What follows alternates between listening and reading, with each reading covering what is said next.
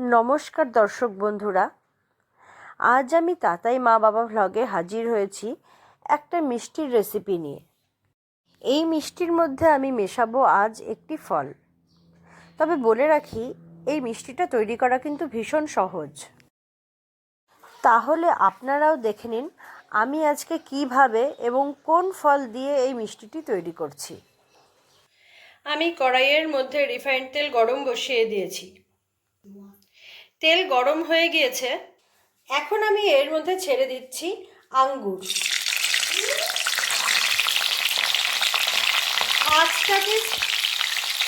আঁচটাকে মিডিয়ামে রেখে আমি আঙ্গুরগুলোকে এপাশ ওপাশ করে হালকা ভেজে নেব।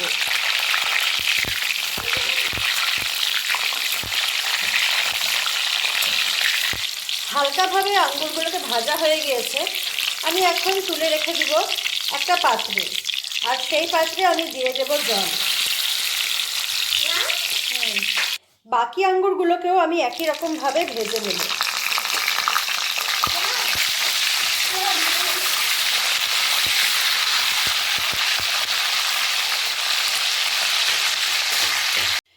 আঙ্গুরগুলো আমার ভাজা হয়ে গিয়েছে আর আমি জলে ভিজিয়ে রেখে দিয়েছি।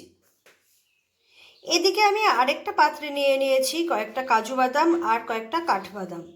এগুলোকেও আমি কিছু সময়ের জন্য জলে ভিজিয়ে রেখেছি যাতে নরম হয়ে যায়। আঙুরগুলো আমি ছুলে নিয়েছি। এখন মিক্সির মধ্যে আমি এই ছোলা আঙ্গুরগুলোকে দিয়ে দিলাম। এর সাথেই দিয়ে দিচ্ছি ভিজিয়ে রাখা কাঠবাদাম আর কাজু।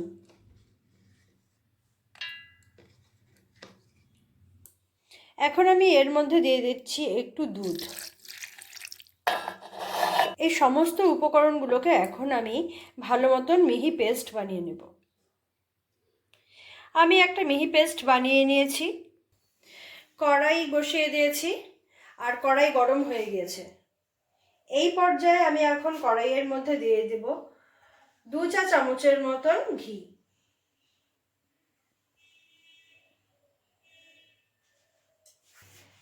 ঘি দেওয়া হয়ে গিয়েছে, এখন আমি এর মধ্যে দিয়ে দিচ্ছি 2 চামচ চিনি।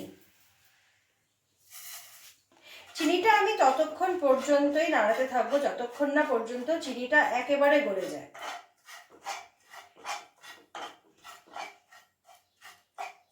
দেখুন, চিনিটা একদমই গলে গিয়েছে।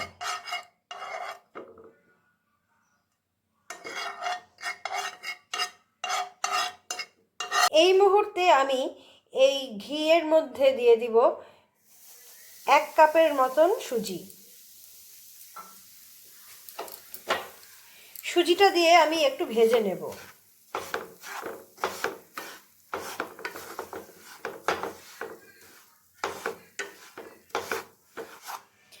সুজিটা কিন্তু আমি লালচে করে ভেজে নিয়েছি,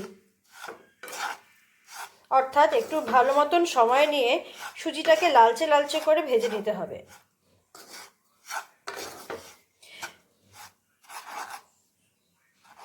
এই সময় আমি এর মধ্যে দিয়ে দিব আগে থেকে বেটে রাখা আঙুর, কাঠবাদাম, কাজু বাদাম আর দুধের পেস্ট।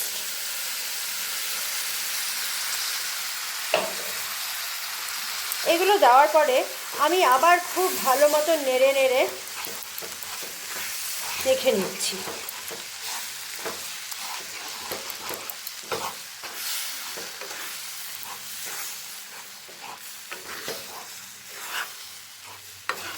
দেখতেই পাচ্ছেন মিশ্রণটা বেশ ঘন হয়ে এসেছে। আমি এখন সিমটাকে কমিয়ে এই মিশ্রণটাকে একদম টানিয়ে নেব।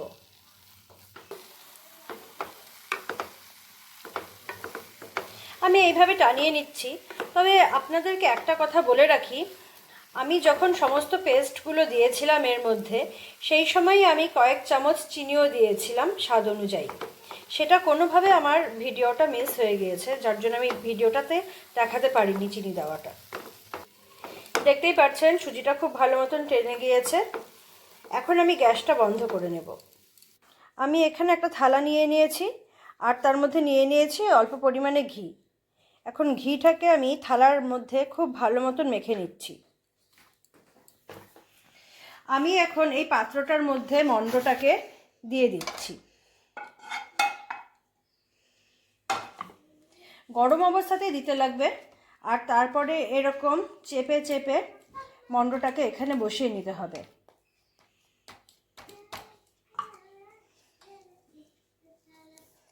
এবার হাত দিয়ে বা কোনো কিছুর সাহায্যে একটা শেপ দিয়ে দিন।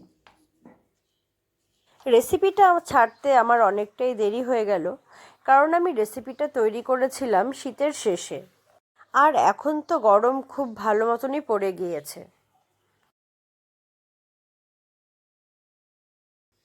আমি এইভাবে একটা চৌকো শেপ দিয়ে দিয়েছি। তারপরে আমি এটাকে 1 থেকে 1.5 ঘন্টার জন্য ফ্রিজের মধ্যে রেখে দেব, আর ফিরে আসবো তারপরে আপনাদের সবার সাথে। 1.5 ঘন্টা পর ফ্রিজ থেকে বের করে নিলাম। এখন একটা ছুরির সাহায্যে এটাকে আমি শেপ দিয়ে দিচ্ছি কেটে কেটে। এটাকে আমি চৌকো শেপে দিচ্ছি, তবে আপনারা চাইলে বরফির মতনও করে কাটতে পারেন।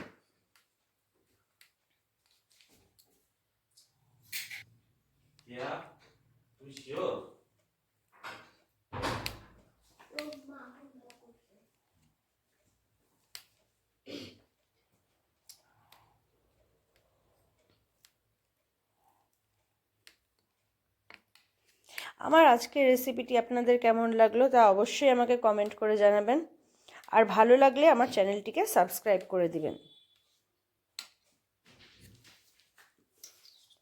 আমি কেটে নিয়েছি, দেখুন কেমন হয়েছে দেখতে।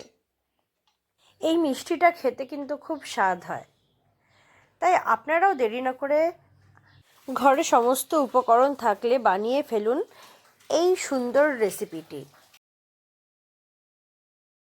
মিষ্টিটা আমি খাওয়ার জন্য কেটে নিয়েছি আর সাজিয়ে নিয়েছি একটি পাত্রে। আমার আজকের রেসিপিটি আপনাদের কেমন লাগলো তা অবশ্যই আমাকে কমেন্ট করে জানাবেন, আর ভিডিওটি ভালো লাগলে আমার চ্যানেলটিকে সাবস্ক্রাইব করে নেবেন। ধন্যবাদ।